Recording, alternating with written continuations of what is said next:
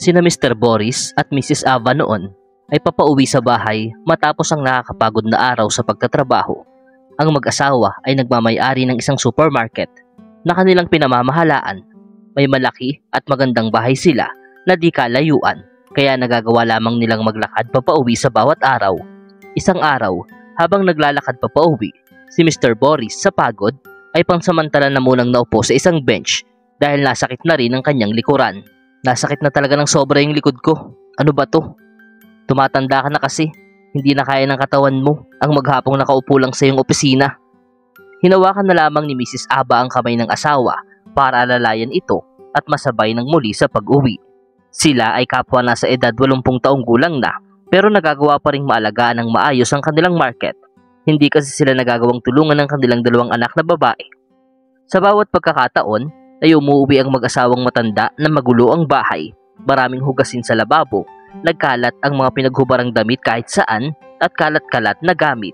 Kasabay nito ay naaabutan nila ang kanilang anak na sina Nadia at Judith na natambay lamang sa sala at nakatutok sa kanilang cellphones. Ang dalawang magkapatid ay nasa edad 40 na pero wala pa rin ni isa sa kanila ang nagagawang bumukod sa kanilang magulang. Bibihira silang magka-interes sa pakikipagrelasyon, ayaw magtrabaho at ayaw din kumilos para tumulong sa kanilang magulang sa market. Masyado silang makasarili para gawin iyon. Dahil sa ang magulang nila ang siyang nagmamay-ari ng isa sa pinakamalaking supermarket sa kanilang syudad, ay nais nang mabuhay ng dalawa na parang mga prinsesa. Mas napipili nilang mag-ubos ng oras sa mga parties, mamili ng mga mamahaling kasuotan at manguna sa mga bagong labas na cellphones nang hindi inaalala ang bawat hirap at pagod ng kanilang magulang. Hindi naman ganun kayaman ang kanilang pamilya, pero meron silang komportableng buhay. Walang ibang nagagawa ang dalawang matanda kundi ang magsikap para maibigay ang luho ng kanilang mga anak na di sila itinuturing ng tama. Maging ang mga gawaing bahay ay naasa pa ng magkapatid sa dalawang matanda na nilang mga magulang na dapat ay nagpapahinga na lamang sa pag-uwi. Pagod man sa maghapon ay nagagawa ni Mrs. Ava na magluto, mag-imbis ng napakaraming kalat, maglaba ng maruruming damit at maglinis ng buong bahay na parating na lamang magulo. Hindi naman din pinapakausapan ni Mrs. Aba ang kanyang asawa na si Mr. Boris na tumulong sa kanya dahil sa iniinda nitong napakatinding sakit sa kanyang likuran. Hindi naman nila makayanan ang ginagawang pagwawala ng kanilang dalawang anak. Sa tuwing hindi nila nakukuha ang kanilang kailangan, waring pinalalabas ng magkapatid na pinagdadamutan sila ng kanilang mga magulang sa tuwing hindi sila napagbibigyan sa kanilang nais. Dagdag pa nila na hindi naman nila madadala ang pera sa hukay. Kawawang mga magulang, ni wala silang pagkakataon at kakayanan na makipagtalo pa sa kanilang mga anak. Sa halip ay nagtatapos sila na palaging ibinibigay ang hiling at pangailangan ng dalawa. Isang araw, gaya ng normal, ay nakatambay na naman ang magkapatid sa sala at nagsa-cellphone. Dito, nakatagpo sila ng isang ad tungkol sa iPhone. Nakakalabas lamang, ang dalawa ay labis na nasabik at nagkaroon ng masidhing pagnanais na makabili. Agad ang isa sa magkapatid ay tumawag sa kanilang ama at nagsalita sa isang tinig na waring nangangailangan ng tulong. "Dad, umuwi ka na agad, Dad. Kailangan ka namin ngayon, kaya umuwi ka. Ngayon na." Ang mag-asawa naman ay agad hinabili ng supermarket sa isa nilang katiwa-tiwalang empleyado. Nagmamadali silang umuwi nang may pag-aalala at nang makauwi na sila ay agad silang nagtanong kina Nadia kung ano ba ang nangyari. Dito, natatawang binanggit ng magkapatid ang patungkol sa bagong labas na cellphone na kanilang nais makuha. Si Mr. Boris ay sadyang nagalit ng mga oras na iyon sa puntong halos atakihin na siya sa puso. Agad siyang humindi at nagsabing hindi na sila pwedeng kumuha ng ganong kalaking pera sa supermarket ngayon. "Nasa kalagitnaan pa lamang ngayon ng buwan, kaya't wala yung inaasahan naming dapat nakita." Sa kabila ng pagpapaliwanag, si Judith at Nadia ay nagsisimula pa ring magsisigaw at isinusumpa ang kanilang magulang kahit na malinaw lang ipinapaliwanag ng kanilang magulang ang pinansyal na sitwasyong kanilang kinakaharap ay tila baliwala lamang ito sa magkapatid. "May mga cellphone naman kayo na halos bago pa. Ano pa bang problema dyan?" Agad namang ibinato ng dalawa ang kanilang cellphone sa pader, dahilan para basag-basag na itong bumagsak sa sahig. "Ano naman yan sa ngayon? Wala na kaming cellphones, paano ba yan? Pwede bang ibili nyo na lamang kami at wag nang magsalita ng kung ano-ano?" Kahit na hindi pabor sa inuugali ng anak, ay pinilit pa rin ni Mrs. Aba na may isaayos ng mahinahon ng sitwasyon. "Hayaan mo na, love. Tingnan na lang natin kung may magagawa tayo." Pakinggan mo yung sinasabi ni Mami. May-ari kayo ng supermarket. Kayang-kaya nyo naman yun. Wika ng bastardang si Judith. Agad na lamang nagtungo si Mr. Boris sa bangko para mag-withdraw at mabigyan na ng pera ang kanilang anak na gawang makabili nila Nadia at Judith ng bagong iPhone na nagkakahalaga ng higit $1,000. Dahilan para tumakbo ng mababa ang market sa buong buwan na iyon na nagdaan. Nakuha ng dalawa ang kanilang kailangan nang hindi man lang nakuhang magpasalamat sa kanilang magulang. Ang dalawang matandang mag-asawa ay naluluha na lamang at napapatanong kung bakit nila nararanasan ang ganoong bagay. Hindi na mga bata ang kanilang anak pero ganun pa rin sila umarte hanggang ngayon. May mga pagkakataon pa kung saan nagagawang bumisita ng magkapatid sa supermarket ng kanilang mga magulang para abusuhin at pagmalakihan ang mga empleyadong naroroon. Matapos mang insulto, ay nagagawa pa nilang kunin ang lahat ng pera sa cash register nang hindi iniisip kung ano ang magiging masamang epekto nito sa negosyo ng kanilang magulang. Ang taon ay magtatapos na. Dito na naisipan ni Nadia at Judith ang mag-trip sa isang beach at makipag-party. Kaya gaya ng palaging nangyayari, ay pilit na namang humingi ng pera ang dalawa sa kanilang magulang. Si Mr. Boris naman at Mrs. Ava ay sumang-ayon na mabigyan ang kanilang dalawang anak ng halagang kanilang kailangan. Malapit lamang sa dulo ng syudad ang tinitirhan ng mag-asawa at matagal na rin silang hindi nakakapamasyal sa malayong lugar. Kaya naman, sinubukan ng mga ito na makipag-usap kung pwede ba silang makasama. Ito ay sa pagnanais na maging malapit sa kanilang anak. Mahal nila ang dalawa nilang anak at nais nilang sila ay magbago. Gayunpaman, ang magkapatid ay pasigaw na tumanggi sa hiling ng kanilang magulang sa pagsasabi pa na makakagulo lamang sila sa pupuntahan nilang kasiyahan. Ipinunto nila yon sa kasiyahan ng mga kadalagahan at kabinataan lamang na hindi nila may-enjoy dahil sila'y matanda na. Nangatwiran naman ang dalawang matanda na mananatili naman sila sa isang hotel at ang nais nila'y makasabay lamang sa biyahe ang kanilang anak hanggang sa makarating sila sa beach. Yung tipong makakapag-usap lamang at makapagsama kahit na sa maikling oras man lamang. Napapayag na rin sa kondisyon na yon sina Nadia at Judith na ikinasaya naman ang kanilang magulang. Dahilan din para mabigyan pa ng mag-asawa ng dagdag na malaking halaga ang kanilang anak para mas makapagplano sila ng maganda para sa kanilang trip. Ang mag-asawa ay sadyang nasasabik na sa kanilang pinaplanong trip. Sa puntong nagbabalik na rin sa kanilang alaala ang masasaya nilang pinagdaanan noong mag-asawa noong sila'y magkarelasyon pa lamang. Isang pagsasama na hindi natibag ng problema at anumang sitwasyon. Kapwa unang beses nagkaroon ni Mr. Boris at Mrs. Ava noon, unang beses nilang makaranas ng pag-ibig at parehas nila itong naramdaman. Madalas sila noong maglakad sa beach, sa tabing dagat para masdan ang magandang tanawin ng paglubog ng araw. Gayun din kung paano ito umahon pataas ng kalangitan bago mag-umaga. Gabi ng bagong taon, love. Matagal-tagal na rin nang huli nating naranasan ang makapamasyal na kahit ayaw tayong samahan ng ating mga anak, ay gagawin pa rin nating mamasyal muli at damhin ang masarap na simoy ng umiihip na karagatan. Ang bawat araw ay mabilis na lumipas at sa gabi ng December 29 sa loob ng kwarto ng magkapatid ay nagsimulang magdiskusyon ang dalawa.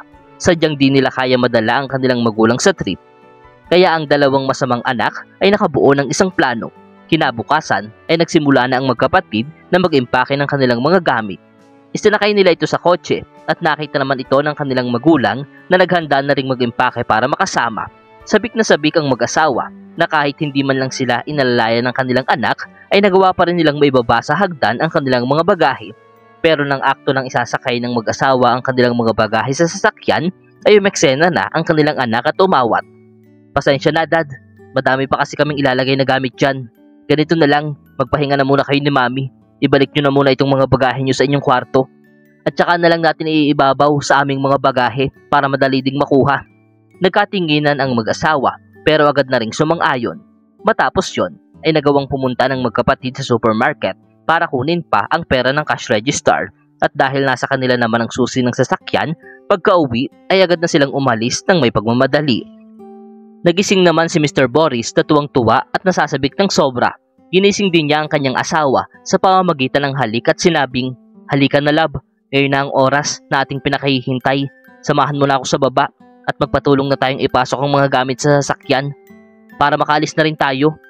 Bumaba ang dalawa na nakabihis, dala ang kanilang mga nakamaletang gamit pero hindi nila inabutan doon ang kanilang anak ni ang kotseng kanila sanang sasakyan. Inisip na lamang ng mag-asawa na baka may binili lamang ang dalawa o nagpagas lamang ng kotse. Nagawa nilang maghintay ng may tiyaga. Pero makalipas ang 20 minuto ay labis na binalutan si Mr. Boris ng pag-aalala. Sinubukan nilang kontakin ng dalawa pero hindi sila sumasagot. Kalma lang love, magbabalik din sila. Masyado nang ninenervyos si Mr. Boris kaya naman dumiretso na muna siya ng kusina para makainom ng tubig. Dito niya napansin ang isang liham na agad niyang binasa. Hindi lang namin masabi ng personal, pero mas tingin namin mas magiging masaya kami na mag-travel ng kami lang. Maligayang Pasko. Si Mr. Boris ay nabigla ng sobra at labis na nasaktan. Agad niyang dinala ang liham sa kanyang asawa na hindi na rin napigilang mapaluha. Masyado silang nasabik pero labis silang nasasaktan ngayon dahil sa pagtatraidor ng kanilang naranasan. Hindi nila aakalaing magiging ganun kasama ang kanilang anak. Pakiramdam nila'y para ba silang naabandona ng sarili nilang anak nang walang dahilan. Ang dalawang malditang magkapatid naman ay kapwa masaya dahil nagawa nilang tama ang kanilang plano na abandonahin ang kanilang magulang. Waring ini-imagine pa ng dalawa ang nagiging reaksyon ng kanilang magulang habang binabasa ang kanilang liham. Akala ba nila'y isasama natin sila? Oo nga, wala silang kalam-alam. Di ba nila nahalata yun? At saka sisirain lang nila yung pagsasaya nating dalawa. Mga sutil na anak na nagawang nakawi ng pera ng kanilang magulang at sarilinin ito para salubungin ang unang gabi ng bagong taon. Nagawang isama ng magkapatid ang dalawang kaibigan na hindi pa nila masyadong nakikilala. Araw ng December 30 ay walang magawa ang mag-asawa kundi malungkot sa sala habang nanonood ng TV para malibang nang biglang nagring ang kanilang doorbell na nilapitan naman agad ni Mrs. Ava. Pagkabukas ng pintuan ay nabungaran ni Mrs. Ava ang isang batang babae na nasa edad 13 taon kasama ang isang mas bata pang babae na nasa edad 5 taon pa lamang, nakasimpleng kasuotan lamang at nakaipit ng maayos na buhok. Magandang hapon po, ako po si Mary at galing po ako sa Mrs. Ladybug Orphanage. Ako po at ang aking kapatid ay nangihingi po ng kaunting barya para po sa aming gaganaping pagsalubong sa bagong taon. Marami pong mga bata sa ampunan. Isa na po ang aking kapatid ang hindi pa nakakaranas ng selebrasyon dati. Kaya sana po ay mabigyan niyo po kami kahit magkano lang at labis po kaming magpapasalamat. Natuwa ang mag-asawa kaya naman si Mr. Boris ay agad pumunta sa kanyang kwarto para kunin ang kanyang wallet sabay abot sa dalawang bata ng $100. Hindi naman po kailangan ganito kalaki. Ang kaunting barya lang po ay sapat na at amin na pong ikasisiya. Hindi iha, hindi naman namin nakakailanganin yan. Hiling ko lang sana'y magkaroon kayo ng masayang bagong taon. Nang tanungin naman ng mga bata kung sino ang kasama ng dalawa para sa bagong taon, ay hindi nila magawa ang makapagsalita at sabihin ang kanilang anak ay walang interes na makasama sila bilang kanilang magulang sa panibagong taon ng kanilang buhay. Dito, may ngiti na inanyayahan ng batang si Mary ang mag-asawa na pumunta ng orphanage. Doon na lamang po kayo sa amin makisaya. Simple nga lang po ang handaan pero napupuno ng pagsasama at pagtatawanan. Magiging masaya po kami na makasama kayo at makasabay na sumalubong sa bagong taon.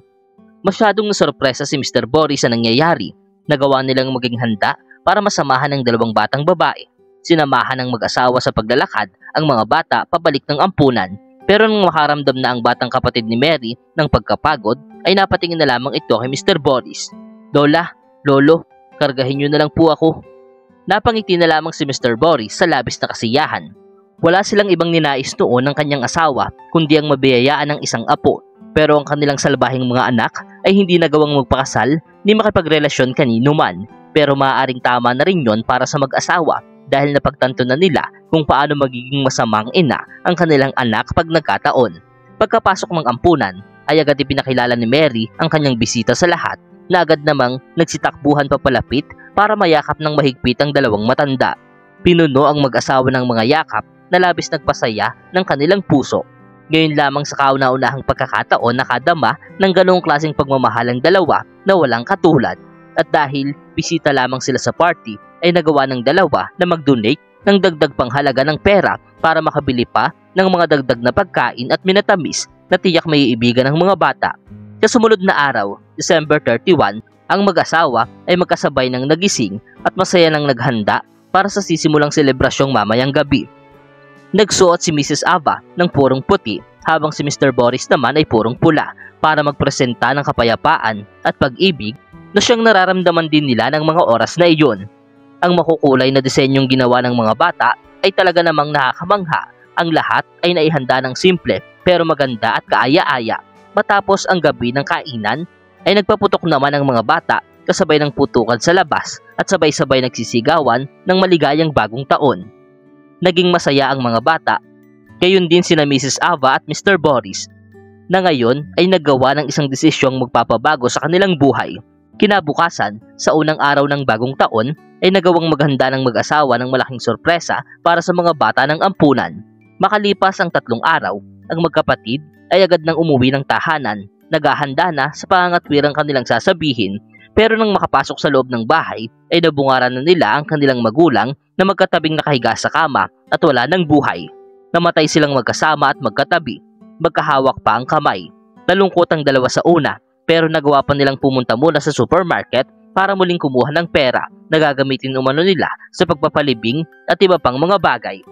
Dumating ang dalawa ng may angas sa mga empleyado at sinabing sila na ngayon ang bagong may-ari ng supermarket na nagbanta na si Judith na kumuha ng pera ay dito na umeksena ang manager ng supermarket. Paano sa inyo? Hindi nyo ba alam? I-donate na ng inyong magulang ang lahat-lahat sa isang orphanage? Kayo din kasi dapat trinato nyo ng maganda ang magulang nyo nung nabubuhay pa sila. Nang madinig yun, ay nagwala ang magkapatid, gaya ng lagi nilang ginagawa. Pero hindi na nagpatinag pa ang manager, lalo't sa kanya na ipinagkatiwala ang lahat. Agad nang tinawagan ng manager ang kanilang abogado na si Roger, na ilang sandali lamang ay nagawa na ring makarating. Pinahayag ng abogado na malinaw na ipinamana ng kanilang magulang ang lahat ng meron sila sa isang orphanage, kabilang na dito ang supermarket at ang malaking bahay na kanilang tinitirhan. Isang malaking bahay na maraming mga kwarto na perpektong paglagyan ng mga bata. Ang dalawang magkapatid ay walang-wala na. Nalagay sila sa malaking kahihiyan at hindi na muling nagpakita pa. Ang mga empleyado naman ng supermarket na labis nagmamahal sa kanilang yumaong amo ang nag-asikaso ng libing at kanilang puntod. At labis nila itong pinagdarasal at pinasasalamatan.